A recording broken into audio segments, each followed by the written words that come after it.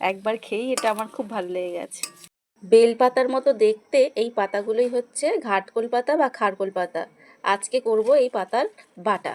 প্রথমে পাতাগুলোকে খুব সুন্দর করে ভালো করে ধুয়ে নিয়েছি, কারণ এখন বর্ষার সময় পাতায় অনেক পোকামাকড় বা নোংরা থাকতে পারে, সেই জন্য।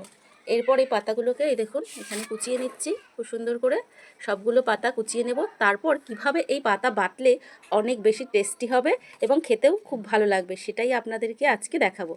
সমস্ত পাতাগুলোকে কুচিয়ে নিয়ে কড়াইয়ের মধ্যে সর্ষের তেল গরম করে ওর মধ্যে এখন পাতাগুলোকে দিয়ে দিচ্ছি। এখন সামান্য একটু লবণ দিচ্ছি। পাতাগুলোর কালার এরকম চেঞ্জ হয়ে গেছে। এখন সব বেটে নিচ্ছি শিলে। কাঁচা লঙ্কা, পেঁয়াজ কুচি, রসুন, আদা আর পাতাগুলো খুবই সুন্দরভাবে এগুলোকে বেটে নেব। এই যে বাটা হয়ে গেছে, এখন কড়াইয়ের মধ্যে আবারও তেল দিয়ে পাতাগুলোকে সব ভালো করে নাড়াচাড়া করে শুকনো শুকনো করে নেব। সর্ষের তেল দিয়ে মেখে গরম ভাত নিয়ে বসে পড়েছি।